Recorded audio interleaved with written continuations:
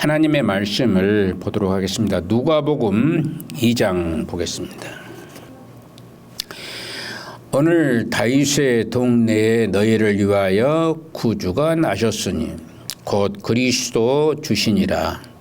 너희가 가서 강보에 쌓여 구유에 누워 있는 아기를 보리니 이것이 너희에게 표적이니라 하더니 호련히 수많은 천군이 그 천사와 함께 하나님을 찬송하여 이르되 지극히 높은 곳에서는 하나님께 영광이요 땅에서는 하나님이 기뻐하시는 사람들 중에 평화로다 하니라.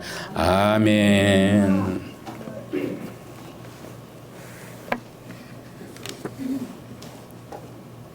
첫 번째는 하나님과 화목을 이루는 성탄이라는 말씀으로 생각을 해보고자 합니다. 성탄절은 이제 수요일 밤이 수요일 날이지만은 미리서 우리가 성탄에 대해서 좀 알았으면 하는 마음으로 말씀 잘 들으셔야 돼요. 네. 말씀 안 들으면은 예배당에 나와도 아무 쓸모가 없는 겁니다. 알으셨죠? 네. 말씀 안 들으면 예배당에 나와도 아무런 의미 없어요. 여기에 그냥 자기 방바닥이나 똑같은 상황이 되는 거예요. 말씀 잘 들어야 돼. 말씀 안 들으면 어디 다른 데로 가는 수도 있어요. 평생 말씀을 안 듣더라고요. 오자마자 주무신 분이 계셨어요. 오자마자 주무신 분이 계셔가지고 찬송을 불러도 눈 감고 있어 버리고 그러더니 그게 한 10년도 넘었습니다. 10년도 훨씬 넘었어요. 그런데도 다른 데로 가는 거예요. 말씀이 없으면 다른 데로 갑니다. 지옥으로 갈 수밖에 없는 거예요. 말씀 들으셔야 돼요. 잘 들으셔야 됩니다. 인류가 이 땅에 살기 시작한 때부터 지금까지 단 한 번도 평화로운 순간은 사실 없었습니다. 나라와 나라 사이에는 끊임없이 분쟁과 전쟁이 일어났고 인간과 인간 사이에는 긴장과 다툼이 쉬지 아니하였던 것을 우리가 볼 수가 있습니다. 그러나 인간을 진정으로 불안하게 하고 비참하게 하는 것은 이같이 눈에 보이는 전쟁과 다툼이 아닙니다. 전쟁과 다툼으로 인해서인 것이 아니라 그것은 눈에 보이지 않는 하나님과의 긴장관계예요. 긴장관계. 하나님과 사람과의 긴장관계. 하나님과 원수관계를 해소할 수 있는 그런 무엇이 있어야 되는데 해소할 수 있는 길이 있지 못했던 것이죠.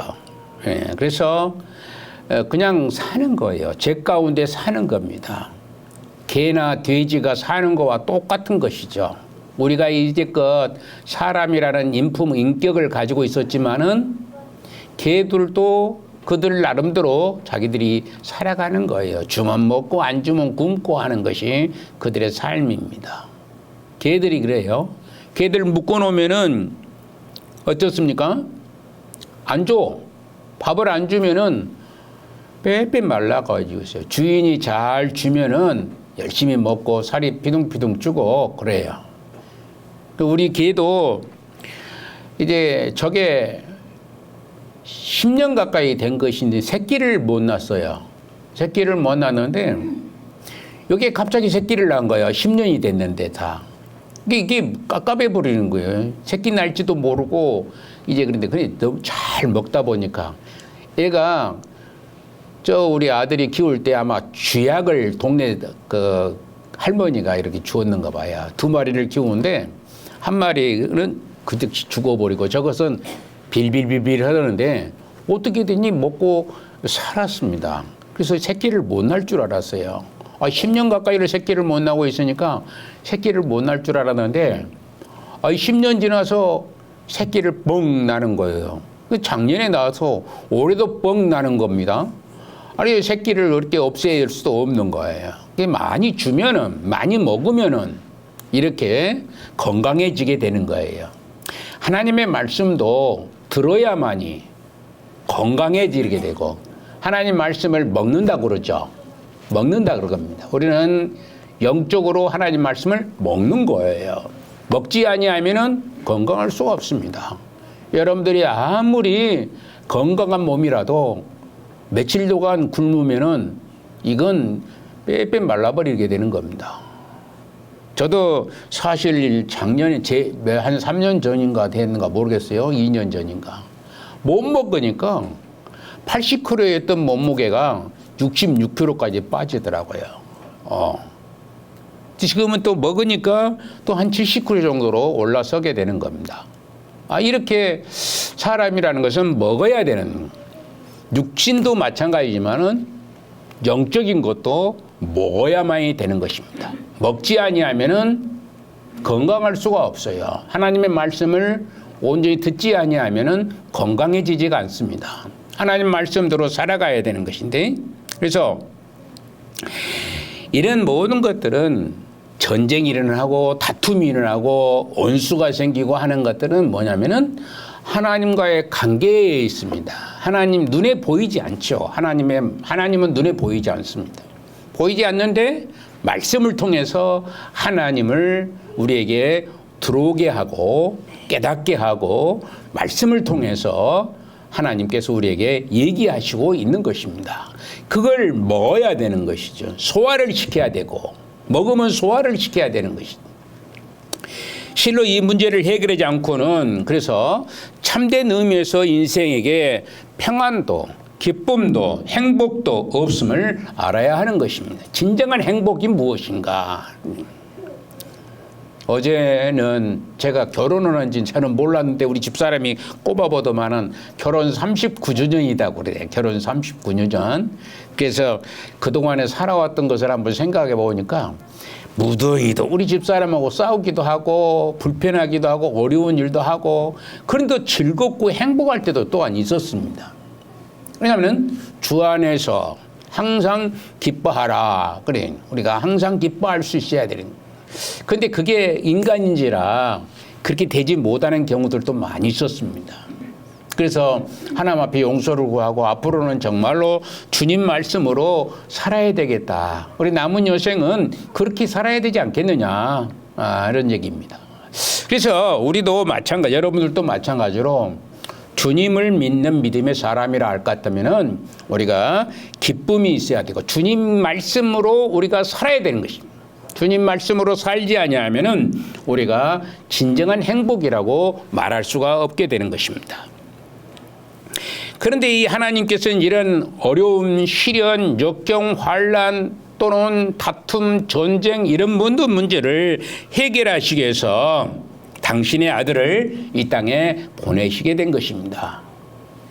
그래서 예수님은 그래서 어떤 분이냐? 완전한 하나님이요 인간으로 이 땅에 오신 분이죠. 완전한 하나님이시면서 완전한 인간으로 이 땅에 오시게 된 것입니다. 하나님이신 예수님께서 완전한 인간의 몸을 입으시고 이 땅에 오는 것은 모든 인간을 대표하기 위함이라는 거예요. 인류의 대표가 누구였느냐면 아담이었습니다. 인류의 대표가 아담이었어요. 아담이 우리의 시조죠. 사람의 제일 먼저 생긴 사람이 누구냐? 아담이라는 사람이고 여자는 하와라는 사람입니다. 근데 그들이 죄를 범해버린 거예요. 죄를 범하니까 모든 자자손손이 다 죄 가운데 처할 수밖에 없었다는 얘기입니다. 그런데 이 죄 문제를 해결할 길이 없다는 거예요. 사람의 힘으로는 도저히 할 수가 없습니다. 그래서 하나님이신 그분께서 이 땅에 오심으로 말미암아 우리를 대표해서 또 우리를 대신해서 그런 이 십자가에 죽으시기 위해서 이 땅에 오신 거예요. 그것이 바로 우리가 믿는 온전한 복음이 된 줄로 믿습니다. 그래서 이 복음을 예수님이 이 땅에 하나님이신 그분께서 인간의 몸을 입으시고 이 땅에 오셔서 십자가에 죽으심이라는 것이에요. 십자가에 죽으시고 부활하신 분이고 승천하시고 이제는 얼마 있지 않냐면 다시 오심하고 약속해 놓으신 것이 있는 것입니다. 그래서 우리가 그것을 믿고 그 말씀대로 살아야 되는 것이 우리가 살아가는 모습이어야 되고 우리가 평화를 얻고 하나님과 화목된 삶을 살아갈 수 있는 그런 모습이 되게 되는 것입니다. 사실 인간은 하나님을 찾을 만한 능력도 의지도 없는 그야말로 시체나 다름없는 존재가 되는 것입니다. 따라서 인간 스스로는 하나님께 나아갈 수 있는 그런 사람은 아무도 없습니다. 우리 스스로가 죄 문제를 해결할 수가 없어요. 내 모든 죄들을 다 도말해버리고 없애버릴 수가 없기 때문입니다. 아무리 우리가 선하게 살아본들 그 마음속에는 욕심이 가득합니다. 목사님들도 보면은 돈이라고 하면 다 좋아가지고 요즘에 그런다 하잖아요. 돈이라는 게 다 좋아가지고 돈이면 돌아서 버리는 겁니다. 아무리 훌륭한 목사님도 돈을 주면은 이단 앞에서 말씀을 전하는 그런 경우들도 있는 것을 볼 수가 있어요. 정치도 마찬가지입니다. 정치도 돈을 주면은 움직이는 거예요. 돈이 주인인 세상에서 우리가 살아가는 것입니다. 근데 하나님을 중심으로 살아야 되는데 돈을 중심으로 돈이 가는 곳에 따라가는 것이 우리 인간의 모습입니다. 하나님을 믿는 저와 여러분들은 돈을 따라서 가는 게 아니라 하나님을 중심으로 살아갈 수 있는 그런 믿음의 사람이 돼야 될 줄로 믿는 것입니다. 다만 시체가 할 수 있는 것처럼 인간은 부패한 시체가 할 수 있는 것은 아무것도 없어요. 냄새를 풍기는, 여러분들 시체를 얼마나 많이 보았는지 나는 시체를 굉장히 많이 봤어요. 한 100여 구가 이상 넘었습니다. 제가 염을 한 것이 100여 구가 넘게, 100여 사람을 넘게 염을 해줬어요. 직접 제가 옷을 갈아입히고 간을 다 넣고 장례를 치르고 하는 것이 100회가 넘었거든요. 요즘에야 뭐 이제 이게 저기 병원에서 아니 뭡니까? 장례 화장장에서 다 알아서 해버리니까 장례식장에서 다 알아서 해버리니까 뭐 목사가 그렇게 고되게 할 일은 없어요. 그런데 예전에는 목사가 다 그 옷을 다 갈아입히죠. 뭐라요? 그러니까 처음에 옷을 갈아입히는데요. 이분이 6개월 이상을 누워 있으신 분입니다. 근데 이분이 6개월 이상인데 이게 딱 들어서 옷을 갈아입히려고 그러니까 살 껍질이 쫙 벗겨지는 거예요. 썩어가지고. 내가 그것 얼마나 충격을 받았는지 처음으로 온 사람한테. 나중에는 그게 아무런 그 소용이 없더라고요. 나중에는 그냥 그런가 보다 했었는데 처음에 할 때는 근데 이 사람이 내 머릿속에 꽉 들어차가지고 건 한 달 이상을 새벽만 나가면 딱 앞에 서 있습니다. 딱 앞에 서 있어요. 예배당에 딱 들어가면 그 사람이 딱 앞에 서 있는 거예요. 머릿속에 잔상이 남아 있어가지고. 그래서 손으로 어이 가 그러면 없어집니다. 아 이런 일들을 한 달 이상을 해도 너무나 그 머릿속에 박혀버리니까 그 시체가 하는 일은 뭐냐면은 냄새만 풍기는 거예요. 부패한 냄새만 풍기는 얼마나 자식들도 8월 달에 하면요. 자식들도 들어오지를 못합니다. 썩은 냄새가 지금은 그러지 않죠. 냉동실에서 보관했다 곧바로 들어오니까 냄새가 안 나잖아요. 옛날에는 집에서 놔둬놨다가 3일 동안, 그 이틀인가요? 이틀인가 3일 동안 놔뒀다가 그것도 따뜻하니 불을 떼놓습니다. 따뜻하니 불을 떼놔요. 그럼 냄새가 얼마나 진동한지 이루 말할 수 없어요. 목사이기 때문에 들어가서 그 일을 한 거예요. 아마 지금도 그런다면은 여러분들도 그런 속에 들어갈 수밖에 없음. 제가 옷을 다 갈아입히고 또 뭡니까 상복을 다 갈아입히고 그래질 건데 요즘 세상은 참 목사님들도 참 편한 것 같아요. 그때 전도가 잘 되더라고요. 제가 한 사람이 돌아가시고 그 일을 딱 해주시면요. 2사람이 들어와요 꼭. 이상합니다. 한 사람 해주면 2사람이 들어오는 거예요. 교회가 이렇게 점점점 부흥이 되는 거예요. 그런데 요즘에는 그게 없으니까 한 사람 죽으면 어째요? 없어져 버려요. 안 돌아와 버려요. 그러는 것을 볼 수 있습니다.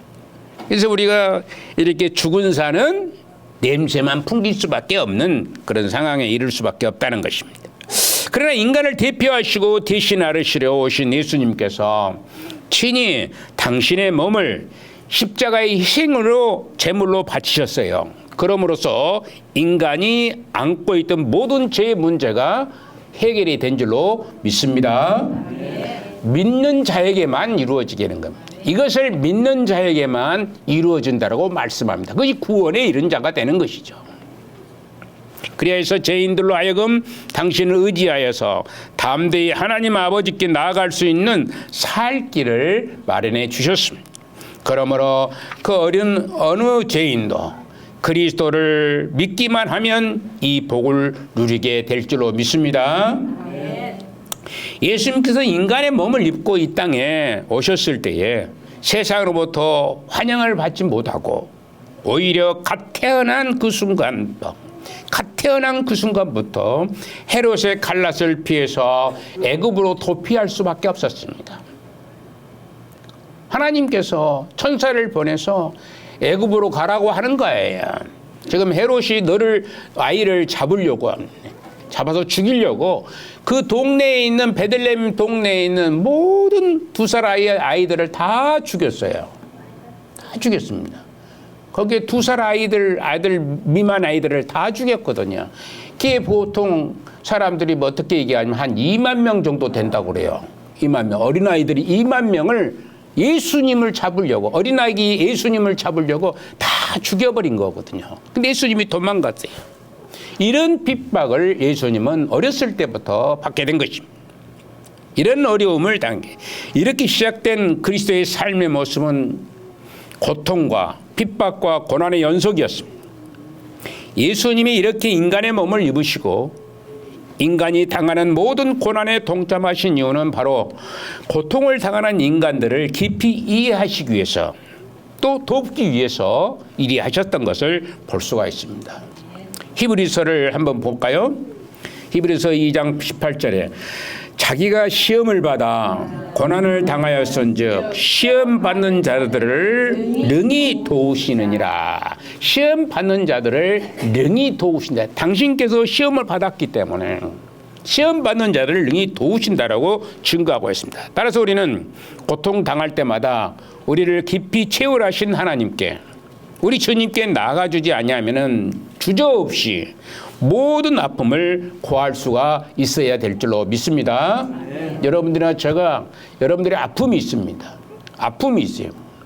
저는 사실 제가 아파도 실상 제가 내 아픔에 대해서 기도를 안 했어요. 성도들을 위해서는 기도를 했어도 제 아픔에 대해서는 기도를 안 했는데 요즘에는 안 되겠다 싶어져요. 그래서 새벽마다 하나님 앞에 또 저녁에도 우리 집사람하고 둘이 기도하면서 우리의 아픔을 하나님 앞에 고백하며 기도하고 있습니다.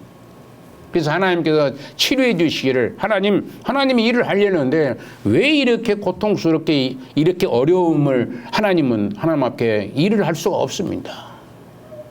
그래서 하나님 앞에 기도하고 그러니까 좀 더 나아진 것 같은 그런 기분도 들어지기도 하고 그러는데 어찌할지는 모르. 하나님께서 하시는 일이니까 내가 할 수 없잖아요. 우리는 다만 하나님 앞에 기도하면은 하나님께서 치료하시는 여호와 라파의 하나님이십니다. 그분께서 우리를 치료해 주실 줄로 믿습니다. 여러분들이 부르짖을 때에 치료하시게 되는 것이라는 사실입니다. 예수님은 이 세상의 죄를 친히 짊어지신 분입니다. 예수님께서는 이 세상의 죄를 다 짊어지고 계신 분입니다. 그래서 허물 많은 백성들을 친히 찾아오셨어요. 반면에 세상의 통치자들이 거하시는 곳은 화려한 궁전, 경비가 상엄한 공간, 경치가 수려한 큰 저택입니다. 여러분들 오늘날 대통령이나 또는 옛날에 왕들이 보면은 그 왕들 보면은 좋은 왕들 있죠. 좋은 왕들. 그 우리나라에도 조선시대 좋은 왕들 보면은 미복을 입고 이런 일반 옷을 입고 밖에 한번 싹 그 시장터를 돌아다니고 마을을 한번 돌아봅니다. 어떻게 살고 있는가. 근데 나쁜 왕들은요 절대 나가보질 않아요. 몰라요. 세상을 몰라. 자기 국민들이 자기 민족들이 어떻게 사는지를 모르는 거예요. 대통령도 마찬가지입니다. 대통령이 좋은 데만 시찰할 것이 아니라 힘들고 헐벗고 공부하고 그런 어려운 곳에 가서 그 사람의 음성을 들어야 되는데 안 들으면은 알 수가 없잖아요. 알 수가 없어요. 그래서 우리가 이런 것을 생각하면서 우리가 정말로 하나님께서 이 땅에 오셔서 영으로 오신 겁니다. 영으로.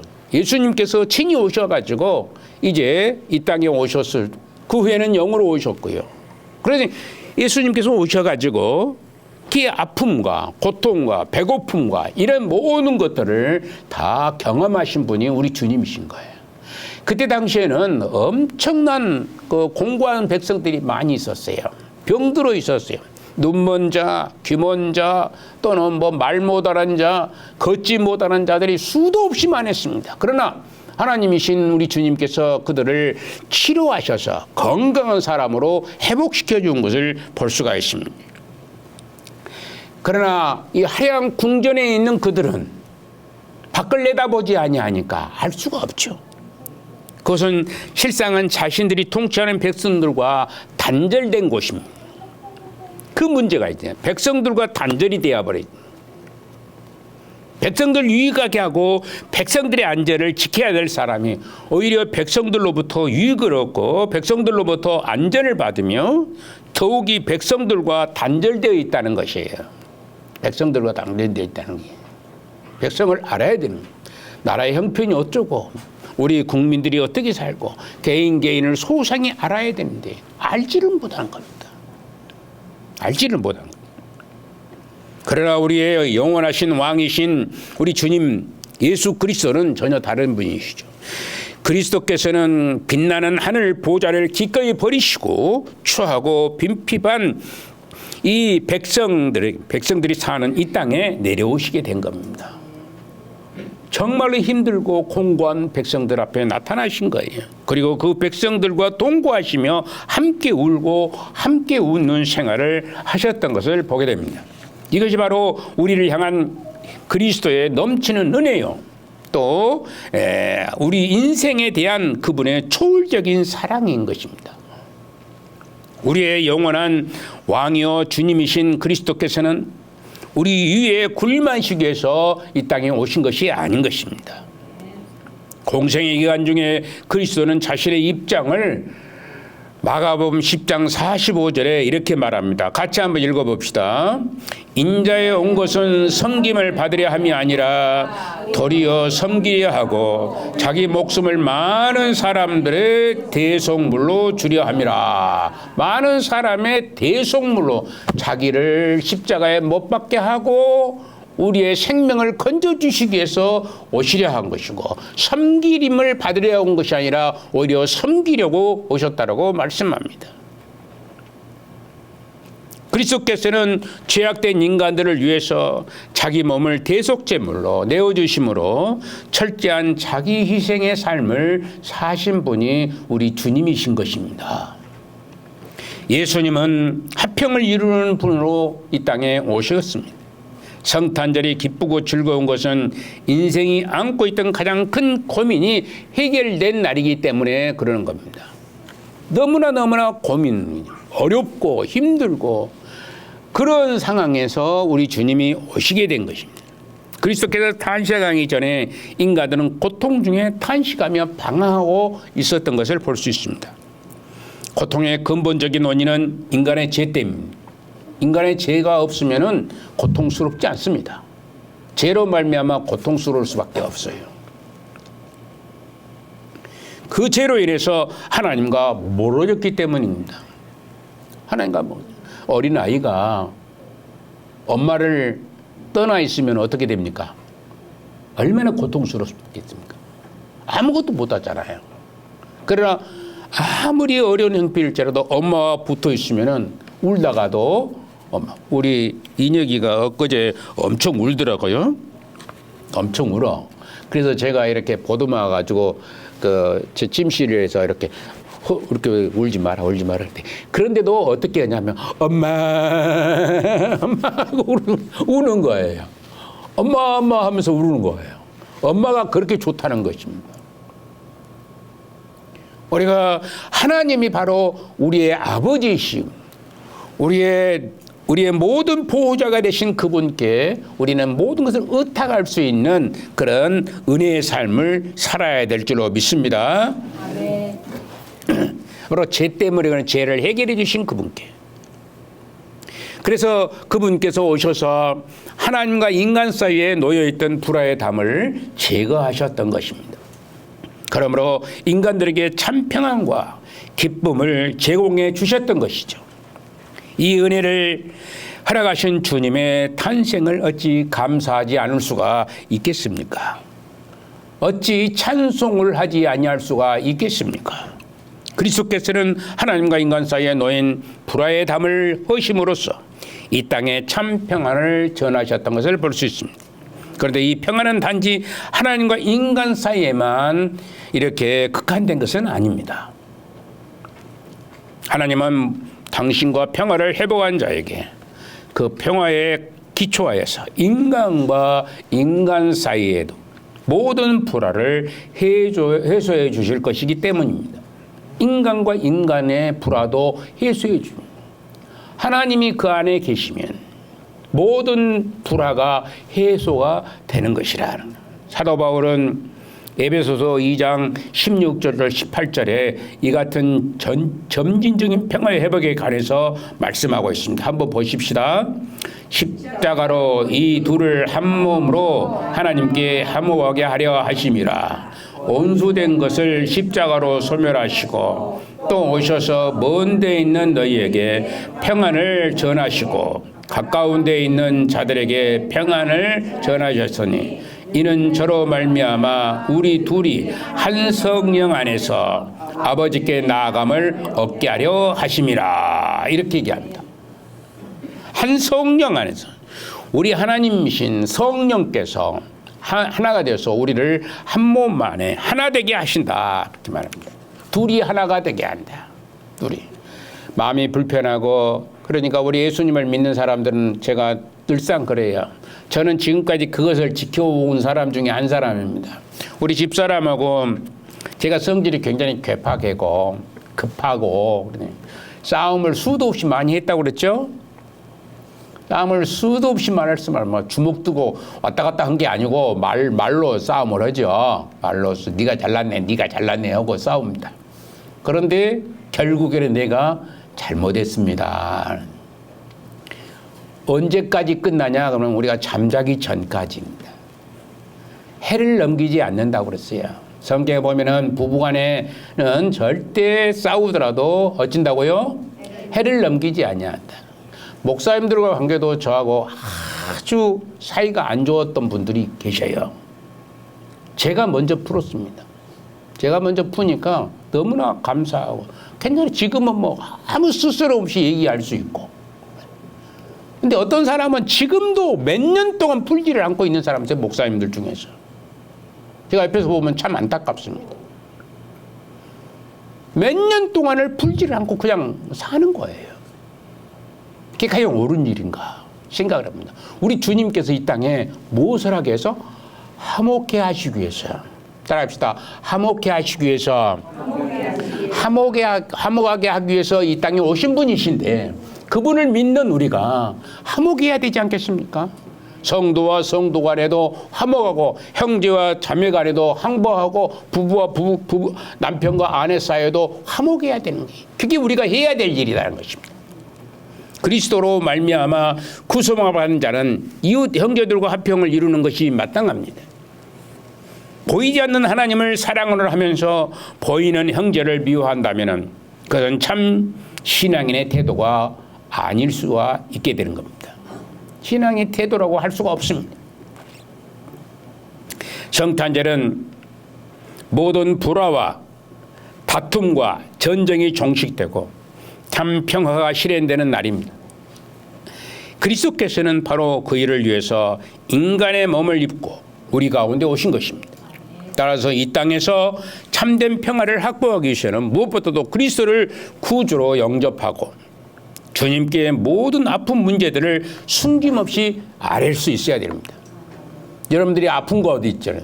여러분들이 공부한 거 있고 힘든 거 있고 어려운 일 있고 그런 것을 전부 하나님 하신 우리 주님께 아뢰일 수 있어야 돼요. 내가 이렇습니다 하나님. 하나님 모르시고 있는 게 아니에요. 다 아시지만은 하나님은 우리에게 말하기를 원하십니다. 말을 하는 자에게 하나님은 은혜를 베풀어 주시게 되는 것이라는 것입니다. 그러므로 여러분들이 하나님 앞에 모든 어려운 시련, 역경, 환난 이런 모든 거 있거든. 하나님 나 이렇습니다. 나는 이것입니다. 이렇게 힘들고 어렵습니다. 하나님께서 도우시고 해결해 주시옵소서라고 간절한 마음으로 기도하시기를 원하는 것입니다. 그것이 전도입니다. 그것이 교회를 부흥시키는 일이고 여러분들에게 평강이 임하는 그런 일이 되는 것입니다.